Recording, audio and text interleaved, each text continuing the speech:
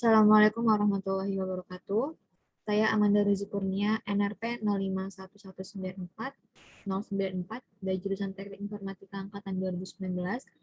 Dan pada kesempatan kali ini saya akan mendemokan pengerjaan lab 2 dari AWS Data Analytics mengenai query data in Amazon Athena.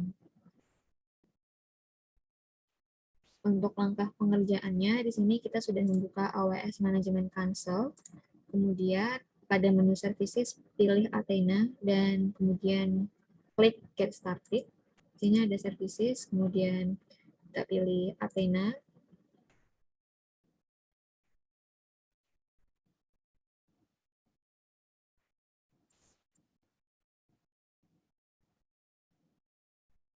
Oke, kemudian di sini ada notification bahwa before you run your first query, you need to set up a query result location in Amazon S3. Nah, di sini kita bisa lihat ada di atas text editornya. Kemudian pada AWS Management Console bagian services kita pilih S3. Kita pilih services, kemudian kita klik S3 dan pada bagian name di sini ada bucket, kita klik. Nah, kemudian pada menu properties kita copy bucket ARN-nya. Di sini ada properties, kemudian ada Amazon Resource Name atau ARN, kemudian kita copy ke text editor. Selanjutnya kita kembali ke Athena tadi.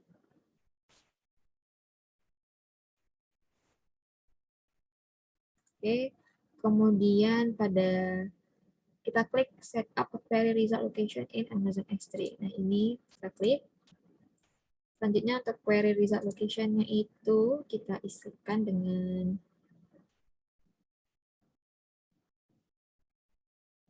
long string of characters at the end of bracket ARN. Jadi ini ada ARN ya. Kemudian kita ambil yang string yang panjang ini, kita copy.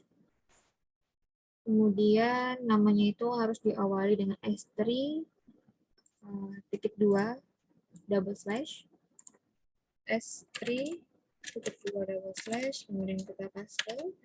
Selanjutnya diakhiri dengan forward slash. Kemudian kita klik save.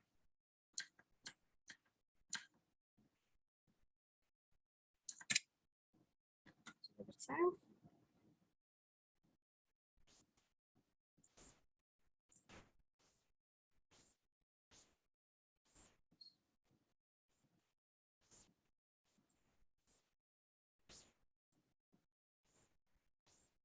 Oke. Selanjutnya kita buat database taksi data. Ini kemudian kita run query.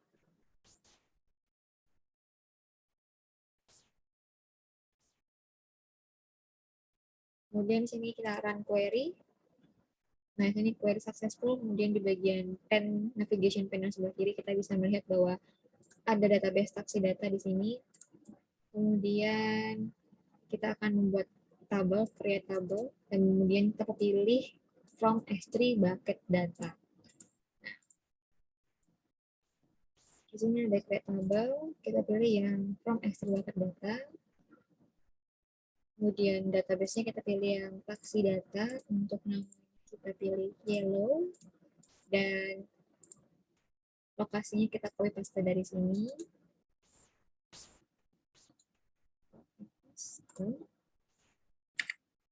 Selanjutnya kita choose next, pilih CSV, kemudian next. Untuk ini kita book add columns. Untuk value-nya kita copy paste dari yang ada di sini, copy, kemudian kita pastekan di sini, dan kita klik add. Selanjutnya di sini klik next, dan klik create table.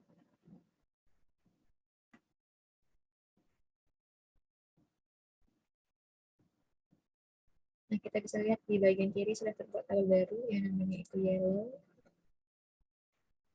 Untuk melihat review dari preview dari tabel yellow itu, kita bisa klik sini bagian yang titik 3 ini, kemudian klik preview tabel.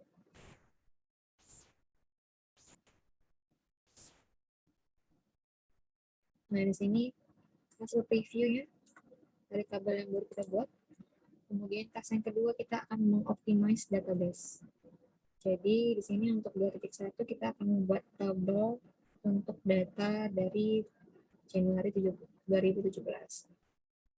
Kita pilih, kita buka new query, kita klik tanda icon add atau plus, kemudian kita copy query yang di bawah ini dan kita paste. Selanjutnya klik run query. Query successful. Di sebelah kiri kita bisa melihat tabelnya sudah bertambah 1, yaitu Januari. Untuk melihat previewnya kita bisa klik kembali titik 3 ini, kemudian klik preview tabel.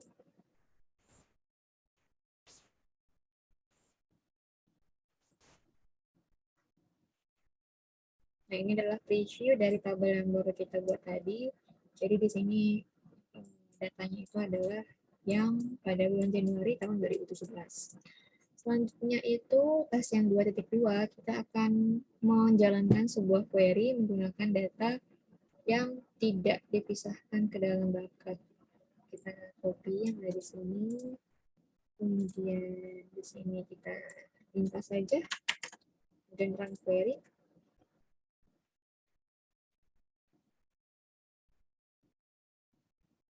Tunggu sebentar. Oke, di sini sudah mendapatkan hasilnya, ada number of trips, kemudian total fares, dan juga trip date. Selanjutnya kita akan mencoba untuk menjalankan sebuah query menggunakan data yang dipisahkan ke dalam bucket untuk tiap bulannya.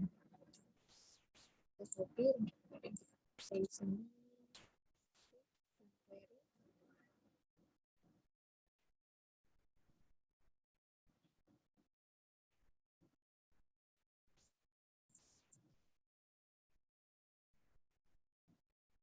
Nah, pada bagian runtime kita bisa melihat bahwa dibutuhkan waktu 9 detik, kemudian data yang di-scan itu sebesar 815,3 MB.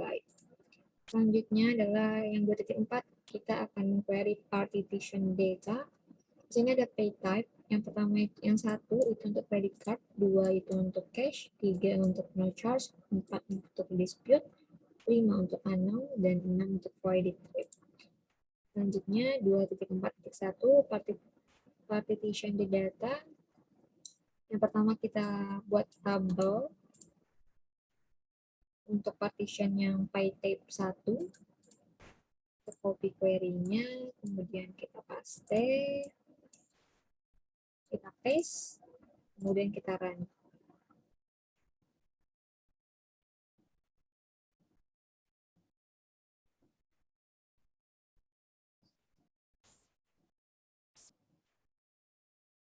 Nah, di sini query successful, dan kita bisa melihat di bagian tabel, di sini sudah ada tabel baru yang namanya adalah credit card. Kemudian kita akan menjalankan dua query ini. Yang pertama kita copy, kemudian kita paste lagi. Kita run.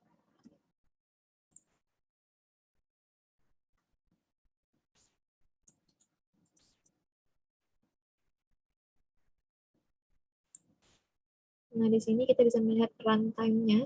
Untuk yang pertama itu kita mengambilnya dari tabel yellow. Runtime-nya itu membutuhkan 7,434 seconds dan kemudian data yang di-scan 9,32 GB. Sedangkan untuk query yang kedua, ketika kita melakukan select pada credit card, kita run query-nya. Nah, di sini runtime-nya lebih cepat dan data yang di-scan itu lebih sedikit daripada kita melakukan scan pada tabel yellow tadi. Di sini runtime-nya 2,71 second, data scan-nya 271,81 MB. Selanjutnya yang ketiga kita akan membuat dan mengquery views. Di sini kita copy untuk membuat view yang pertama. Kemudian kita run. Di sini kita membuat view untuk pay type sama dengan 1, kita ambil datanya dari tabel yellow. Nah, di sini query-nya sudah sukses. Di sebelah kiri kita bisa melihat bahwa ada satu view baru yang namanya adalah CC Trips atau credit card. Kemudian kita buat yang kedua, yaitu untuk yang pay tab-nya 2 atau sama dengan cash. Kita masih ambil dari tabel yang sama, yaitu tabel yellow, kemudian kita run. Selanjutnya akan ada view baru yang namanya cash trips. Nah, kemudian kita select all from CC trips.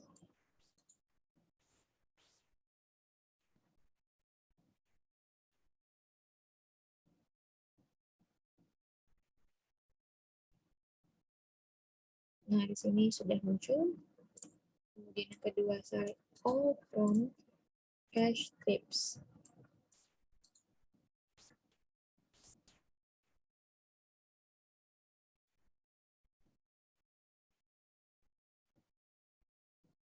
Nah, kemudian ini dia hasilnya. Selanjutnya, kita akan melakukan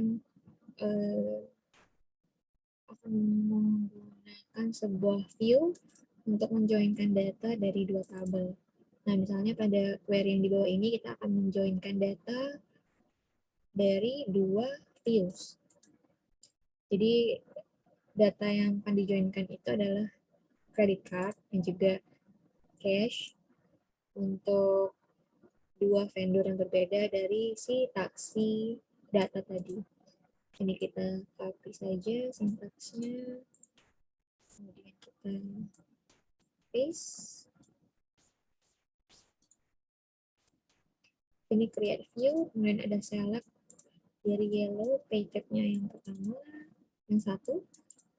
Kemudian kita lakukan join dengan pay tab yang kedua. Kita run query-nya.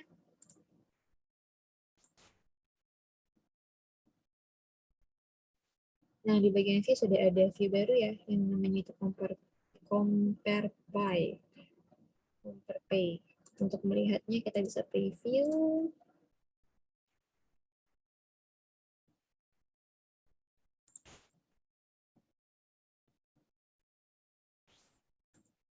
Nah, di sini sudah ada.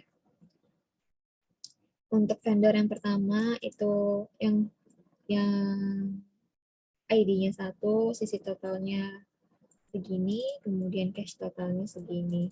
Kemudian untuk yang vendor ID-nya 2, sisi totalnya segini dan cash totalnya segini. Oke, mungkin sekian penjelasan saya mengenai demo dari Lab 2 AWS Data Analytics. Terima kasih atas perhatiannya. Mohon maaf apabila ada kesalahan. Wabillahi taufiq wal hidayah. Wassalamualaikum warahmatullahi wabarakatuh.